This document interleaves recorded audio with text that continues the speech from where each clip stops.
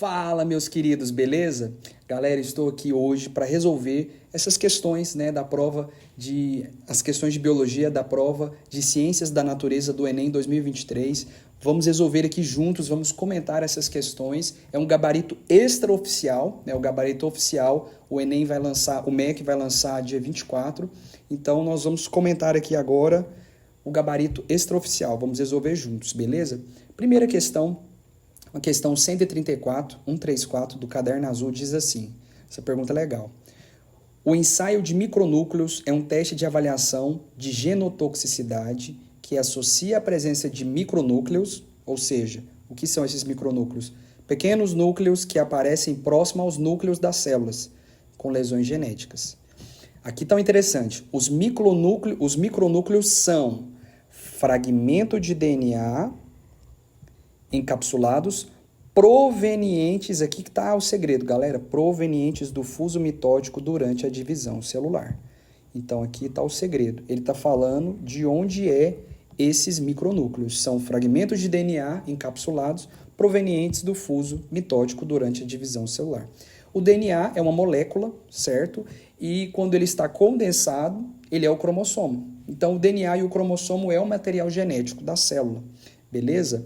E aqui ele te pergunta, os micronúcleos se originam dos... Pessoal, se o DNA, né, se está falando de material genético, então a gente já vai excluir 3 coisas aqui, ó, lisossomo, ribossomo e mitocôndria. Porque ele está te falando de onde os micronúcleos são provenientes, do fuso mitótico. São fragmentos de DNA provenientes do fuso mitótico durante a divisão celular, tá? Os micronúcleos se originam dos nucléolos? Não, ele não falou isso, mas ele falou que é proveniente do fuso mitótico. Do fuso mitótico. O que te lembra do fuso mitótico? Cromossomos, galera. Então, resposta E, tá bom? Cromossomo.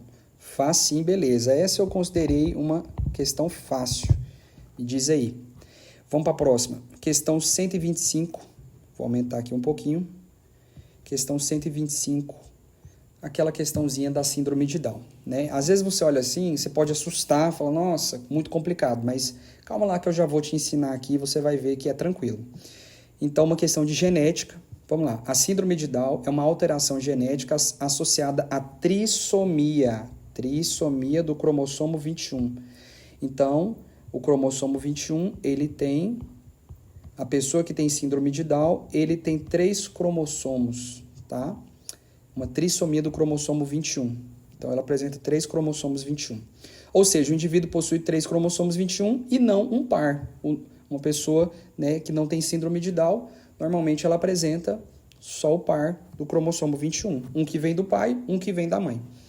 Como é o normal. Isso ocorre pela união de um gameta contendo um cromossomo com um gameta que possui 2 cromossomos. Então, o pai pode dar um cromossomo para que a pessoa tenha síndrome de Down, né? O pai transfere um cromossomo 21 e a mãe transfere 2, ou vice-versa.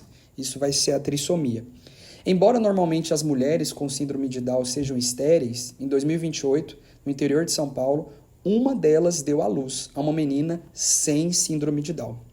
Sabendo disto, um casal jovem, olha aqui, pessoal, presta atenção, ambos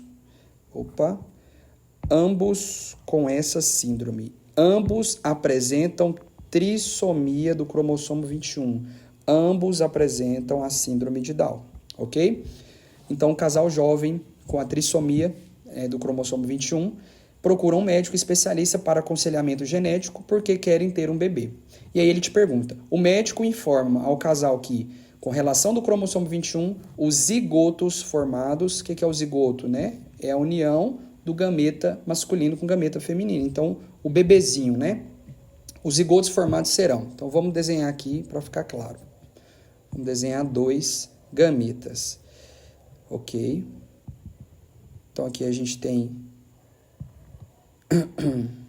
Aqui a gente tem a mãe. Aqui a gente tem o pai. Beleza, pessoal? E aí, o pai e a mãe apresentam 3 cromossomos 21. Aqui é o cromossomo 21, ok? O pai e a mãe têm síndrome de Down, eles apresentam 3 cromossomos 21. Quais serão os gametas que esse pai e que essa mãe pode fornecer para um filho? Então, o pai pode fornecer um gameta com apenas um cromossomo e outro com 2 cromossomos. A mãe também, tá? Então, ela pode fornecer um gameta que venha um cromossomo 21. Pessoal, estou desenhando só o cromossomo 21 para facilitar, mas é claro que aqui tem todos os demais. A gente está falando só do 21. E a mãe também vai fornecer 2 cromossomos, também pode fornecer 2 cromossomos 21. Qual que vai ser o cruzamento disso aqui? Vou pegar um pedacinho da próxima questão. Qual que vai ser o cruzamento disso aqui? Então, pode unir esse, vou colocar uma outra cor aqui para facilitar. Vou pegar um laranja aqui, um azul. Pode ser esse com esse, que vai formar uma trissomia. Um cromossomo do pai com 2 cromossomos da mãe, então a gente vai ter uma trissomia. Um indivíduo também com síndrome de Down. A gente pode ter, vou pegar aqui, ó, esse com esse, que vai ser 1 e 2, também do mesmo jeito. 1 da mãe, 2 do pai, trissomia. Mas a gente pode ter esse com esse, que vai formar o quê, pessoal? 2 com 2, então vai formar uma tetrassomia, 4 cromossomos 21. E a gente pode ter também esse cara aqui com esse aqui, que vai formar um indivíduo normal, um parzinho de cromossomo 21. Então, quais são as possibilidades? A gente tem trissomia, a gente tem um indivíduo normal e a gente tem a tetra, é 4. Tetrassomia, vocês entenderam aqui. Então, a gente tem indivíduos normais, trissomia e tetrassomia. Qual que é a resposta? Número, né? Letra E. Então, o médico informa que ao casal, com relação ao cromossomo 21, os zigotos formados serão zigotos normais, zigotos trissômicos e zigotos tetrassômicos. Beleza? Resposta letra E. Vou apagar aqui para a gente partir para a próxima questão aqui do lado. Vou apagar aqui rapidão. Só para não nos atrapalhar aqui. Essa aqui é legal. Uma das questões difíceis que às vezes vocês se complicaram aí um pouquinho, né? Ela é uma questão, eu diria, difícil, mas vamos ler ela lá. Na fertilização in vitro, os espermatozoides são adicionados aos gametas femininos retirados de uma mulher. Após o período de incubação, a fecundação é favorecida por quê? Presta atenção no enunciado. A fecundação é favorecida pela ação de enzimas. A fecundação é favorecida pela ação de enzimas, guarda isso. Em um procedimento realizado, observou-se que nenhum dos gametas femininos foram fertilizados. Foi fertilizado. E posteriormente verificou-se que havia sido adicionado de forma errada, equivocadamente, um coquetel de inibidores das enzimas, pessoal. Ele te falou que a enzima é importante para a fecundação, mas aqui, de forma errada, foi adicionado um coquetel de inibidores de enzimas, do acrossomo. Aqui está a chave, acrossomo. Pessoal, o que é o acrossomo? Aqui a gente tem o espermatozoide, então aqui a gente tem o flagelo, a gente tem a cabeça, e aqui, pessoal, bem nessa partezinha aqui, a gente tem essa região que é o acrossomo.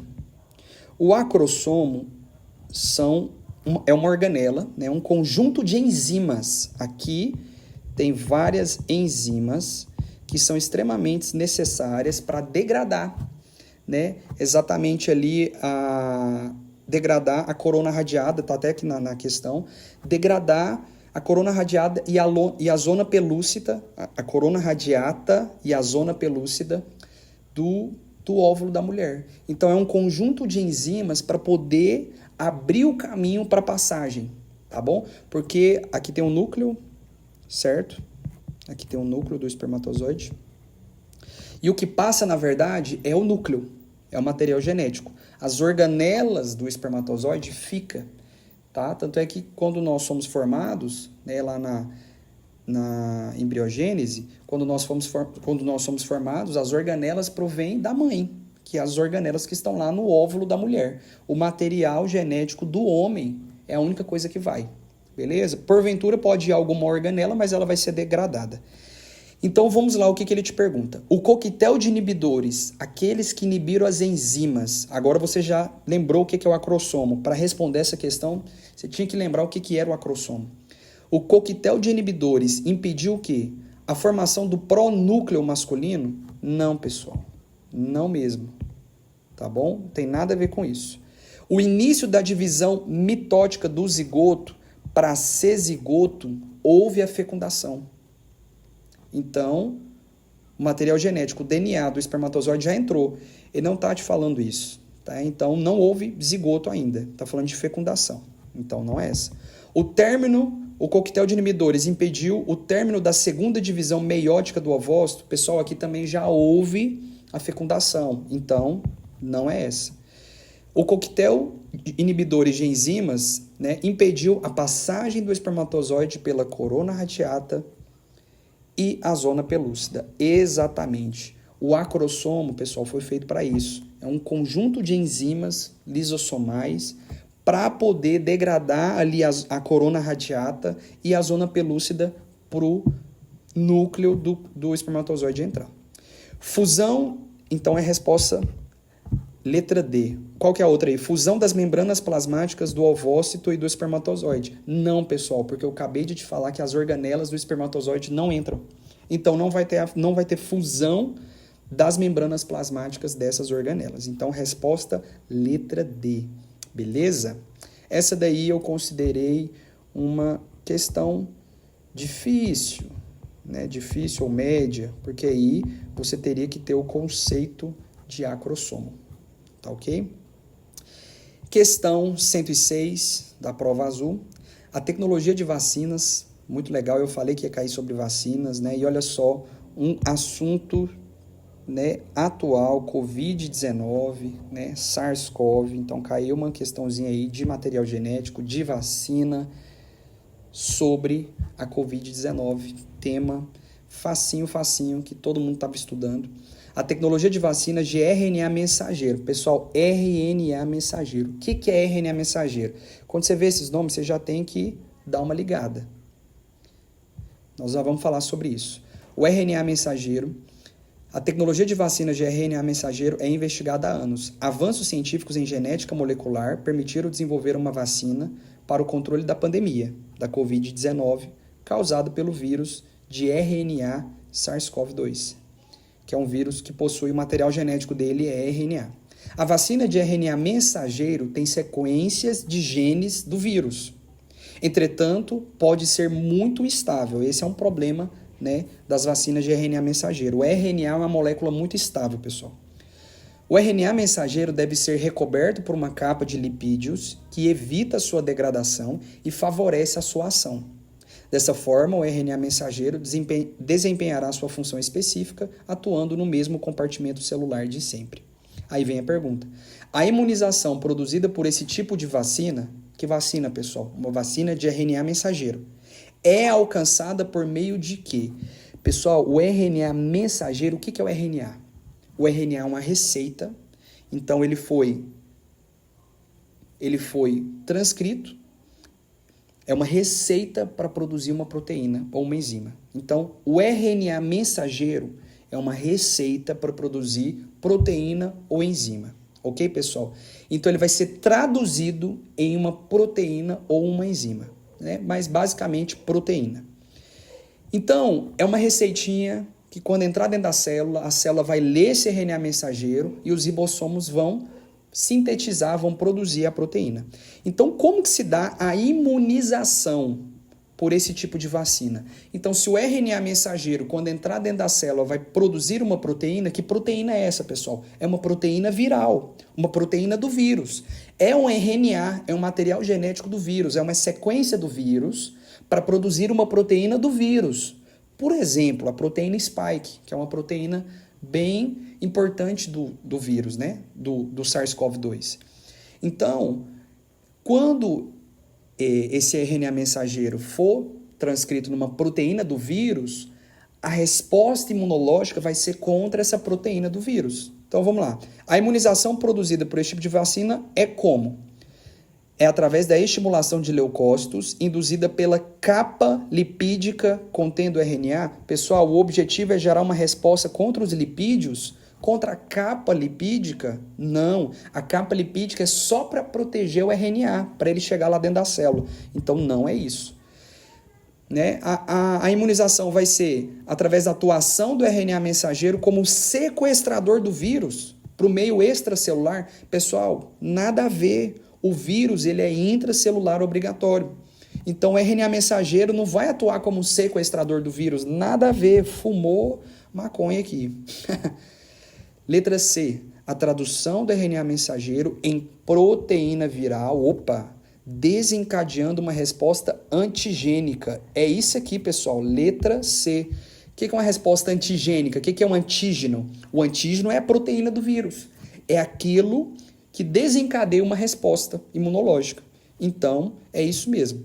Letra D. Competição entre o RNA vacinal e o RNA viral pelos sítios de ribossomo? Nada a ver. Incorporação do RNA, eles fizeram uma pegadinha aqui, ó. Incorporação do RNA viral ao genoma do hospedeiro, gerando um novo fenótipo. Então o Enem quis brincar aqui, porque o pessoal estava brincando a respeito dessa vacina, que se você tomasse uma vacina de RNA mensageiro, seu DNA ia mudar. Pessoal, nada a ver, porque se está entrando um RNA mensageiro na sua célula, a única função dele é gerar uma proteína, ok? Ele não vai ser incorporado ao seu DNA, beleza? Então, respostinha letra C, perdão. Eu achei essa daqui fácil, mas me diga aí o que vocês acharam, beleza? Então, vamos lá. Questão 105 do caderno azul. Aqui é uma questãozinha de botânica. Caiu bastante questões de botânica. Vamos lá. O barbatimão é o nome popular de uma árvore cuja casca é utilizada para os fins medicinais. Essa casca é constituída principalmente de 2 tecidos vegetais. E aqui ele vai te falar de quais são esses tecidos. Periderme e floema. Pessoal, vocês lembram o que é floema? Tá? Xilema e floema, vou colocar aqui. Xilema e floema são os vasos, são os tecidos condutores de seiva, né? Os vasos condutores de seiva. Xilema sobe, floema desce. Floema é seiva bruta. A letra tá maravilhosa, né? Xilema, perdão. Coloquei errado aqui para vocês. É o contrário. Floema é seiva elaborada. Xilema é seiva bruta. No interior da plantinha, do vegetal, vamos imaginar que a gente fez um corte aqui, ó, nessa planta, no barbatimão. O centro, pessoal, o centro da planta é xilema. A extremidade da planta tem o floema. Então, a seiva elaborada vem pelo floema, que são os nutrientes que vêm da fotossíntese. Então, a raiz puxa água e sais minerais, transporta isso lá para as folhas, através do xilema. A planta, né, através ali nas folhas, né, vai fazer a fotossíntese, então vai gerar açúcar, vai gerar carboidrato e vai distribuir esse néctar, né, vai distribuir o açúcar, o carboidrato para toda a planta, através do floema. Então, vamos lá, o que ele está te perguntando? A extração da casca dessa planta tem levado à morte de muitos indivíduos dessa espécie. Quando o corte retira um anel completo ao longo da circunferência do tronco. Então, quando o corte retira um anel completo ao longo da circunferência do tronco. Quando o pessoal está extraindo a casca, isso tem levado à morte dessas espécies, desses indivíduos, quando o corte retira todo o anel completo. Por quê, pessoal? Porque aqui no anel, e aqui ele te fala o que a casca é composta, né? de periderme e floema. Quando você tira todo o anel, você está tirando todo o floema. Então, se não tem floema, não vai ter nutrientes disponível para a planta. Aqueles que têm a parte da casca retirada sem completar essa circunferência pode sobreviver, ok? Porque vai ficar umas regiões ali com floema. A morte desses indivíduos decorrente da retirada do anel completo da casca é provocada pela interrupção de quê? Vamos lá, da fotossíntese? Nada a ver. Não te falou aí de fotossíntese. Da transpiração? Também não tem nada a ver. Não falou disso. Da troca de gases, pessoal? Nada a ver. Da formação de brotos? Às vezes você pode ter confundido com isso, né? Sim, vai impedir a formação de brotos ali. Porém, o indivíduo está vivo. Se ele não tiver mais brotos, isso não faz ele morrer,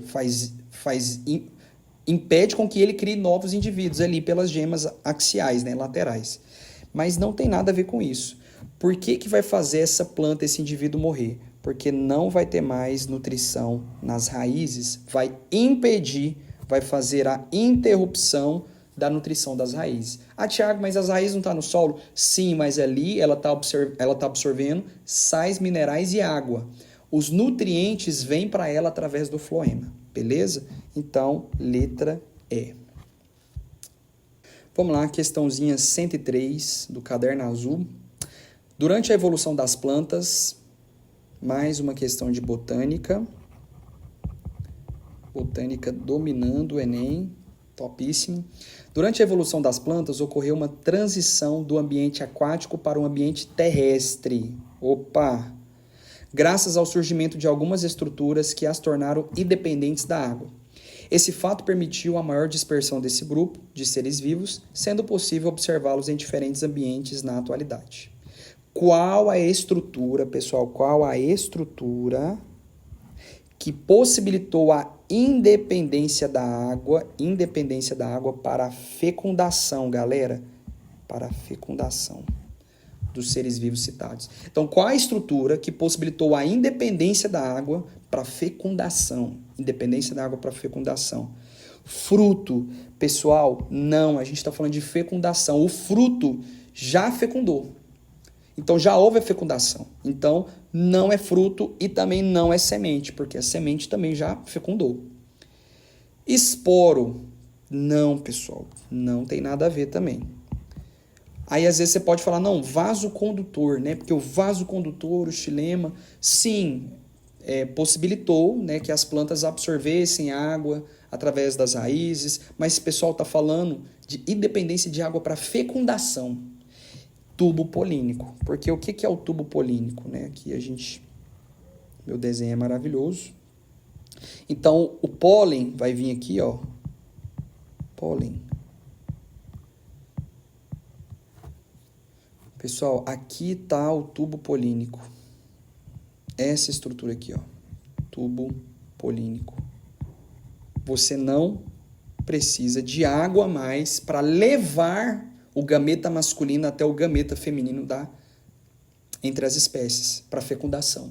Então, não há mais a necessidade de água para transportar o gameta masculino até o gameta feminino. Por causa do quê? Por causa do tubo polínico. Então, o tubo polínico foi uma estrutura evolutiva, né? Foi uma estrutura desenvolvida, né, pela evolução, pelas plantas, para que não precise mais de água. A independência da água agora é possível a fecundação independente da água por causa dessa estrutura. Então, letra D, ok?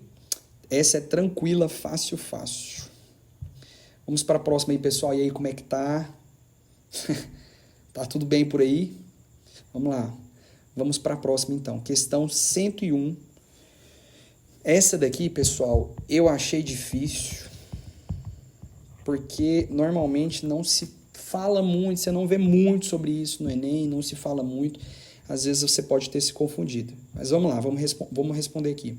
Muitas mulheres sofrem com desconfortos nos dias que antecedem a menstruação, a chamada tensão pré-menstrual.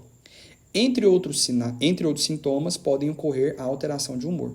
Atualmente, acredita-se que os sintomas são resultados da queda na concentração do neurotransmissor serotonina, que, por sua vez, está relacionado com a diminuição na produção dos hormônios ovarianos, quais estrógeno e progesterona. Então, guarda isso. Diminuição na produção dos hormônios ovarianos, estrógeno e progesterona, observada nessa fase do ciclo menstrual. Que fase? A fase que antecede, né, a menstruação. Tá aqui, ó. Fase que antecede a menstruação. A redução na produção desses hormônios, nessa fase, está relacionado com o quê? A regressão do corpo lútero ovariano? Sim, pessoal, exatamente, porque aqui depende de você conhecer o que é isso aqui. O corpo lútero, na verdade, ele é uma glândula, tá? Responsável pela produção de estrógeno e progesterona. Então, quando há redução do corpo lútero no ovário, há a diminuição da produção de progesterona, né? E de estrógeno também. Então, diminuição da ocitocina? Não. Liberação do gameta feminino na ovulação? Não. Porque a liberação do gameta feminino na ovulação, esses hormônios aqui estão lá em cima, ok? Então, não é isso. Aumento dos níveis dos hormônios, né, LH e FSH, não são hormônios que são liberados antes dessa fase. E eles estão em alta. Elevação dos níveis sorológicos de adrenalina? Também não. Então, a resposta letra A, tá? E aí, eu considero ela difícil porque, às vezes, você pode ter confundido aí com LH, FSH, né? Então, eu considero ela uma difícil, mas a resposta é a letra A. Questão 99, questão maravilhosa, trabalho com isso, leishmaniose, fiquei muito feliz de ter caído. Considero uma questão média, porque ele fez um pega aí, nós já vamos falar sobre isso, tá bom? Então, a leishmaniose visceral é uma zoonose causada por um protozoário do gênero Leishmania, que é encontrada em diversos tecidos. Ela é transmitida ao homem de forma indireta. Pessoal, é o que eu sempre falo, presta atenção no enunciado. Ela é transmitida ao homem não de forma direta, de forma indireta. Por quem? Por vetores do ambiente doméstico. Quem transmite essa doença são vetores, tá bom? Aqui ele não falou, mas é o mosquitinho, mosquito palha, é um flebotomínio, tá bom? O cão é considerado um importante hospedeiro desse protozoário, podendo ou não apresentar os sintomas da doença, como perda de peso, anemia, ferimentos na pele, diarreia, conjuntivite e insuficiência renal. Em uma região que sofre com alta incidência dessa doença, uma campanha do Centro de Zoonose buscou verificar a presença desse protozoário nos cães para tentar controlar a doença, tá bom? Em qual material biológico dos cães a presença desse protozoário representa risco de transmissão para nós, por exemplo? Representa risco de transmissão dessa zoonose. Em qual material biológico? Pessoal, a leishmania, ele é um parasita, ele é um protozoário intracelular. Ok? Como que se dá a infecção? O mosquitinho palha, quando ele vai se alimentar, porque ele é um mosquito hematófago, ele se alimenta de sangue, hematófago, tá? Ele se alimenta de sangue. Quando ele vai fazer o repasto sanguíneo, quando ele vai se alimentar, né, vai lá no picar o cãozinho porque ele quer se alimentar de sangue, ele pode ser infectado, se o cão estiver infectado, e ele pode transmitir. Então, o cão, pessoal, diretamente, ele não transmite nada. Não é a mordida do cão, a raiva, não está relacionado com isso, tá? Então, não é transmitido através da urina, não é transmitido através da saliva, não é transmitido através das fezes. Por quê? O mosquitinho vai picar ali as fezes, né? O mosquito vai picar ali a secreção ocular do cão? Não. Então, qual é o material biológico que representa o risco? Sangue. Porque é onde o mosquito vai picar e ele vai transmitir a doença. Ele já te deu a dica aqui, ó, a transmissão de forma indireta. Não é o cão, pessoal. Então, estava aqui no texto, às vezes você tem que dar uma olhada para o texto e ler, porque ele já está te dando as dicas, ok? Então, é a resposta letra D, pelo sangue, ok? Questão 98, do caderno azul. Essa daqui é interessante também. Há muito tempo são conhecidas espécies de lesma do mar. Pessoal, isso aqui é legal. Com uma capacidade ímpar. Qual que é a capacidade? Guardar parte da maquinaria das células das algas que eles consomem, ou seja, os cloroplastos, e mantê-los funcionais dentro das suas próprias células. Ok? Guarde isso aqui. A lesma do mar, ao se alimentar de células, de algas, né? Elas guardam os cloroplastos e mantêm funcionais dentro das suas próprias células, obtendo assim parte de seu alimento. Pessoal, o que o cloroplasto faz na célula vegetal? O que o cloroplasto faz numa planta? Ele é responsável ele participa da fotossíntese. Qual que é o objetivo da fotossíntese? Gerar nutrientes para a planta. Nutrientes para a planta, certo? E aqui ele vai te perguntar sobre isso. Investigadores portugueses descobriram que essas lesmas do mar podem ser mais eficientes nesse processo do que as próprias algas que consomem. Essa adaptação, ou seja, de guardar os cloroplastos, confere a esse organismo a capacidade de obter primariamente ácidos nucleicos. Pessoal, qual que é o resultado da fotossíntese? É gerar ácido nucleico? Não, não é gerar ácido nucleico. Opa! É gerar o quê? Carboidrato. Açúcar. Exatamente. Letra B. Então, não é gerar proteínas, não é gerar vitaminas e não é gerar lipídios, gorduras. É gerar carboidrato. Essa daqui, pessoal, mamão com açúcar. Fácil, fácil. Fotossíntese básica, beleza? Questão 97 do caderno azul. Um garoto comprou vários abacates na feira, mas descobriu que eles não estavam maduros o suficiente. Ok? Maduros. Para serem consumidos. Sua mãe recomendou que ele colocasse os abacates em um recipiente fechado, pois isso aceleraria o seu amadurecimento. Preste atenção nas dicas. Ambiente fechado, cadê? Um recipiente fechado para acelerar o amadurecimento. Com certa dúvida, o garoto realizou essa experiência. Ele colocou alguns abacates no recipiente e deixou os demais em uma fruteira aberta para ele comparar. Surpreendendo-se, ele percebeu que os frutos que ele estava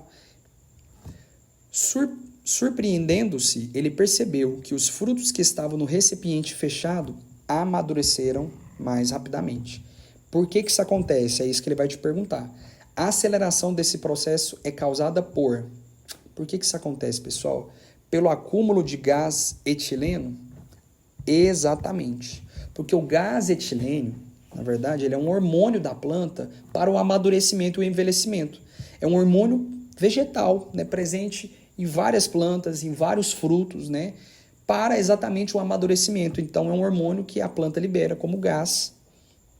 E quanto maior a concentração, o contato desse gás ali com o fruto, maior o amadurecimento. Então, a aceleração do amadurecimento tem a ver com a redução da umidade do ar? Não. Se eu tiver um ambiente menos úmido, mais seco, vai amadurecer mais rápido? Não tem nada a ver. O aumento da concentração de CO2? Também não. Nada a ver. A diminuição da intensidade luminosa? Nem falou sobre isso. Falou só sobre um recipiente fechado. Mas não tem nada a ver. Isolamento do contato com o oxigênio atmosférico? Pessoal, também não. Então, falou sobre amadurecimento, está falando sobre o gás etileno? É isso aqui, galera. Letra A. É isso aí. Vamos lá, questão 95, essa questão legal. Fala de dois tipos de tecido muscular. Uma questão muito interessante sobre fisiologia. Vamos lá. As aves apresentam, questão 95 do caderno azul. As aves apresentam dois tipos de músculos. Dois tipos de músculos em seus corpos, vermelhos e brancos. Aves migratórias, como garças e gansos e patos, gansos e patos selvagens, tem os músculos vermelhos bem desenvolvidos. O que ele está te falando? Ele está fazendo uma conexão aqui, ó, que aves migratórias possuem os músculos vermelhos bem desenvolvidos, ok? Com ampla rede de vasos sanguíneos. Nas viagens por grandes distâncias, tais músculos são fundamentais, pois favorecem o quê? Por que que essas aves migratórias que viajam longas distâncias, elas têm que ficar voando por muito tempo sem descer? Né? O que que isso é interessante? Você tem que começar a fazer essa relação, né? Muito sangue, muita rede de vasos sanguíneos nesses músculos vermelhos. Então, esses músculos são fundamentais porque favorecem o quê? A execução de manobra. Você acha que tem a ver, pessoal? Nada a ver. Nada a ver. Favorece um metabolismo corpóreo elevado? Exatamente. Tá? Esses músculos vermelhos estão relacionados com a resistência, com alta taxa metabólica. Né? Então, os atletas que fazem grandes maratonas, né, triatlo, que ficam correndo muito, que precisam de muita resistência, que faz uma prova longa, esses atletas desenvolvem essa musculatura, os músculos vermelhos, né, que é o tipo 2, por causa da alta taxa de metabolismo. Esses músculos vermelhos são fundamentais para a manutenção da aerodinâmica? Claro que não, pessoal. Tem nada a ver, não precisa disso. Né? São fundamentais, pois favorecem o deslocamento a grandes velocidades. Se você vai estar a uma alta velocidade, você vai conseguir viajar por muito tempo? Não tem nada a ver. Você vai gastar uma energia muito rápido. Está relacionado com a capacidade de voo em grandes altitudes? Não, né, pessoal? Nem falou sobre isso. Então, está relacionado com metabolismo corpóreo elevado. Porque se você vai ter que voar muito, por muito tempo a ave, então vai ter um metabolismo muito elevado. E por isso você tem muita irrigação de sangue, né? E esses músculos vermelhos atuando no metabolismo. Beleza? Letra B. É isso aí. Vamos lá, galera. Estamos conseguindo. Questão 92 do caderno azul. Os mais antigos... Essa aqui é legal. Fácil. Vou até colocar aqui, ó. Os mais antigos cozinhavam o feijão na panela de ferro a fim de acabar com a palidez. Qual que era o objetivo? Acabar com a palidez. Olha só essa palavra. Acabar com a palidez dos seus filhos. Alguns chegavam até colocar um prego enferrujado nesse cozimento para liberar o ferro contido nele. Sabe-se que esse elemento pode ser encontrado na sua forma metálica ou iônica, sendo essencial para a manutenção da vida humana. Né? Então, o ferro é essencial. As estratégias citadas acima eram utilizadas com o objetivo de quê, pessoal? Né? Cozinhar o feijão na panela de ferro, colocar um prego enferrujado. Qual que era o objetivo? Aqui ele já estava te falando, acabar com a palidez. Então, o objetivo era tratar a diarreia? Nada a ver. Tem nada a ver com diarreia. Prevenir a anemia? Exatamente, pessoal. Prevenir a anemia. Né? O ferro é importante para isso. Evitar verminoses? Nada a ver, não tem a ver com verminoses. Remediar o raquitismo? Pessoal, o raquitismo é vitamina D. Vitamina D. Combater a febre amarela? Aí que viajou na maionese mesmo. Então, nem falou sobre isso. Nada a ver, pessoal. Ok? Então, resposta letra B, prevenir a anemia. É para isso que o ferro serve. Questão 91. Vamos lá. Questão da abelhinha, né, do caderno azul. O número de abelhas encontra-se em declínio em várias regiões do mundo, inclusive no Brasil, sendo que vários fatores contribuem para o colapso das suas colmeias. Nos Estados Unidos, bombas de sementes de espécies vegetais nativas têm sido utilizadas para combater o desaparecimento desses insetos. Aí ele vai falar sobre essas bombas. Elas são pequenas bolinhas recheadas com sementes, adubo e argila. Quando são arremessadas e ficam expostas ao sol e à chuva, germinam até mesmo em um solo pouco fértil, até porque foi colocado adubo ali. Esse método, então, contribui para a preservação das abelhas. Por quê? né? Então, jogar essas sementes nessa bomba que joga semente, argila, adubo, como que isso pode favorecer, né, as abelhas, pode preservar as abelhas? Porque reduz a sua predação? Nada a ver, pessoal. Nada a ver, né? Então, você jogar uma semente ali, várias sementes, vai fazer com que nasçam mais plantas, mais árvores, ok?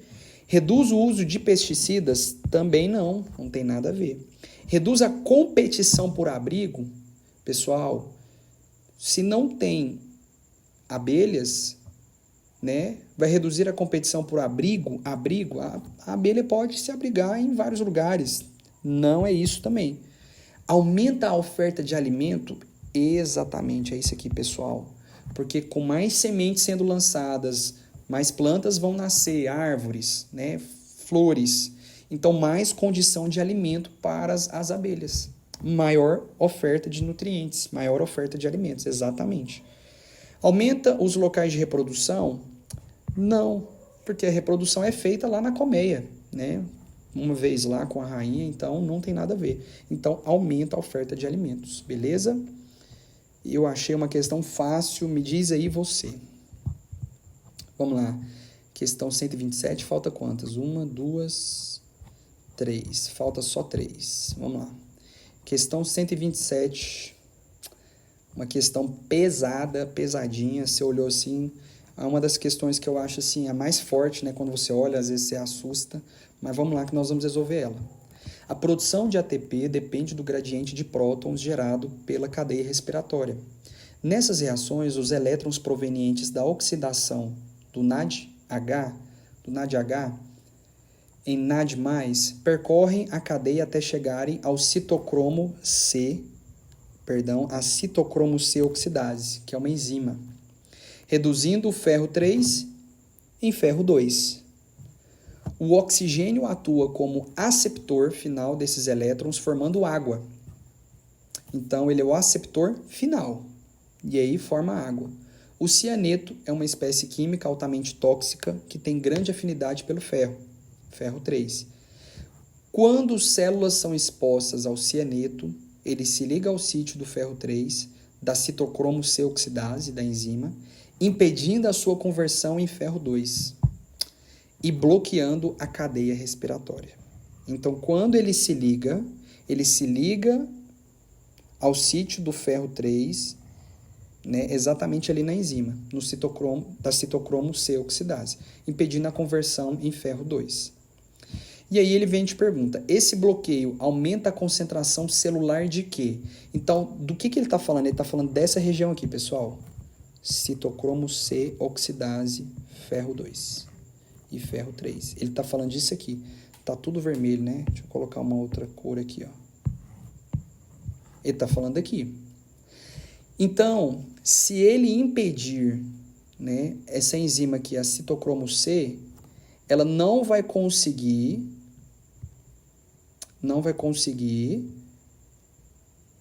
trazer,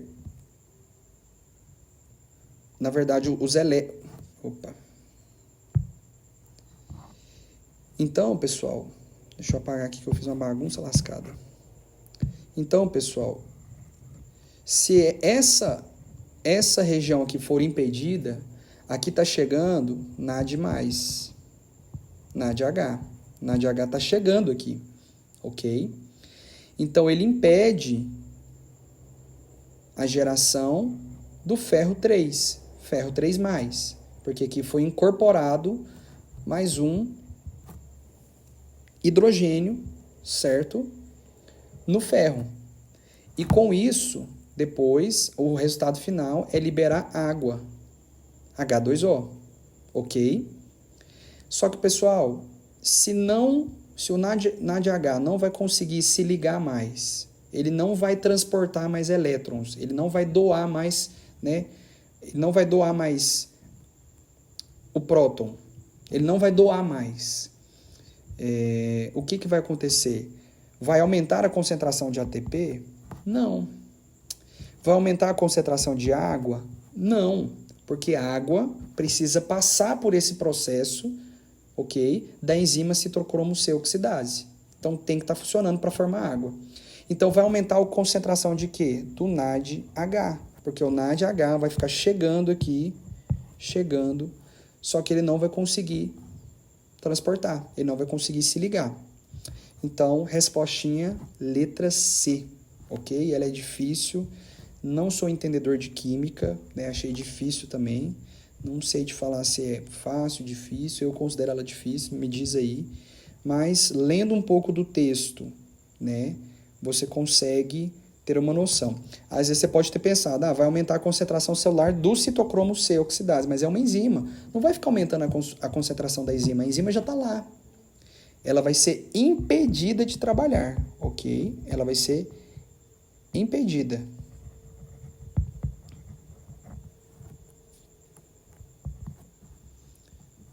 Ela vai ser, pessoal, ela vai ser impedida de trabalhar. Vai haver o bloqueio da função dela, ok? Ela não vai estar atuando, não vai atuar. Dióxido de carbono, também não, porque o dióxido de carbono é na etapa final, ok?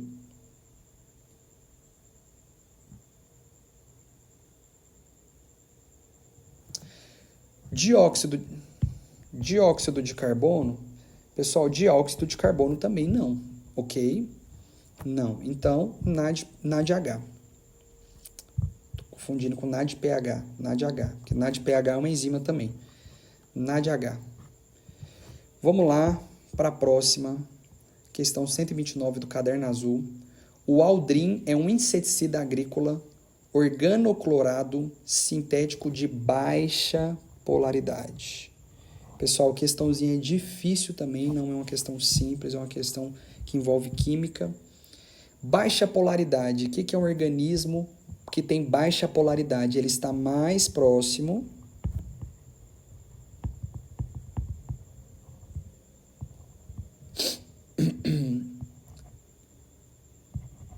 a uma molécula apolar. Então, se ele tem baixa polaridade, ele está mais para o lado de ser uma molécula apolar, né? De ser uma substância apolar, de ser um inseticida apolar. Então, se é apolar, ele tem aversão à água, ok? Então, ele tem baixa polaridade, cuja estrutura molecular simétrica de fórmula C12H8Cl6 está representada na figura, né?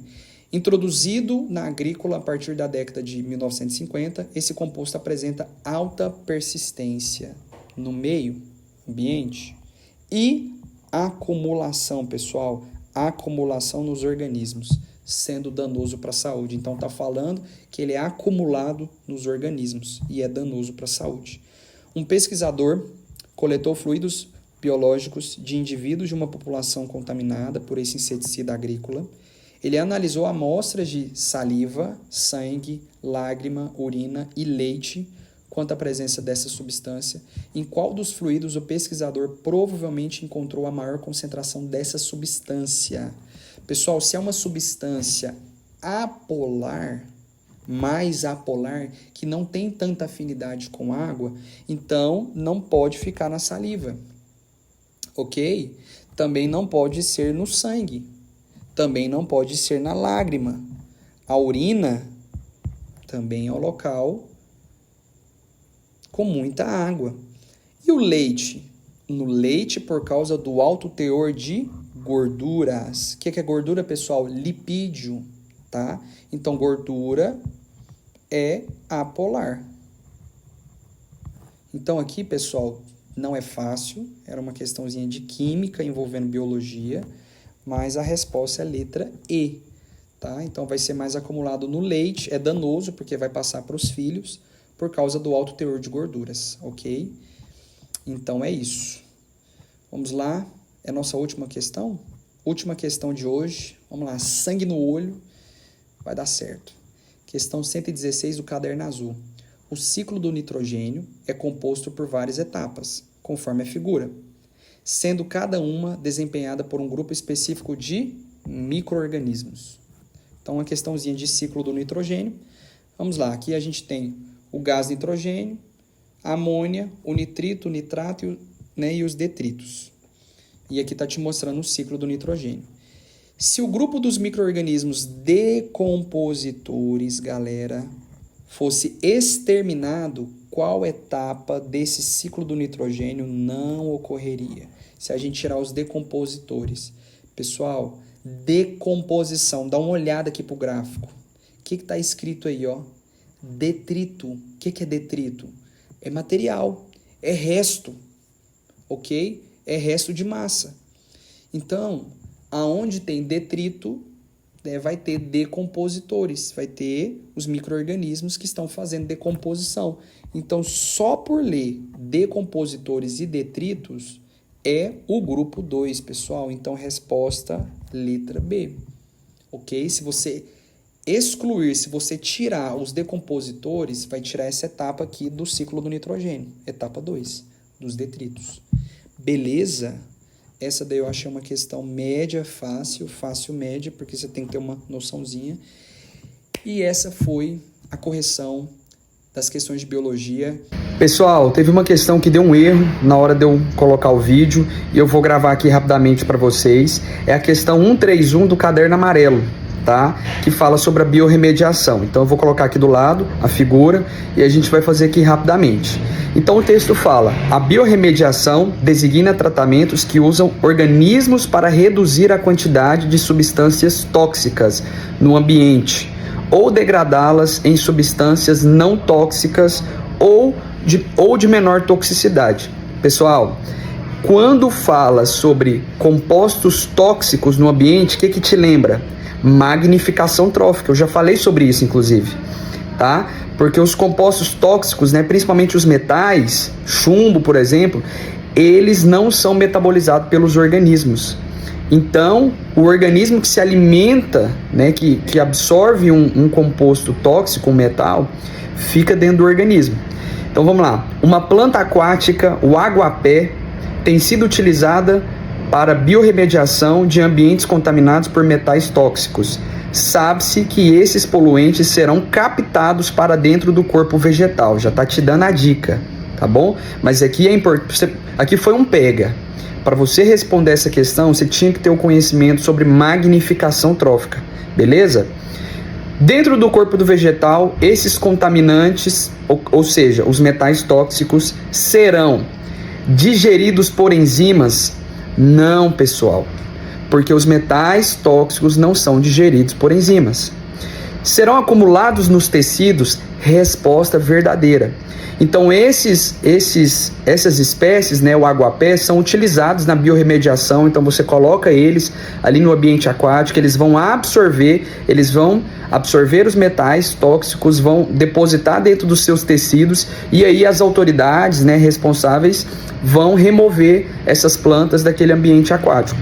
Que se ficar lá, né, e outros animais se alimentarem, vai estar sendo transmitido, né, transferido esses metais tóxicos, porque o aguapé não consegue metabolizar, ele não quebra, ele não joga fora, fica dentro dele. Então, vamos ler as outras alternativas. Será eliminado pelos estômatos? Pessoal, pelo amor de Deus, como é que vamos eliminar metais tóxicos pelos estômatos? Né? Então o estômago foi feito para fazer troca gasosa, né? Transpiração, não tem nada a ver. Serão metabolizados por glândulas esses metais?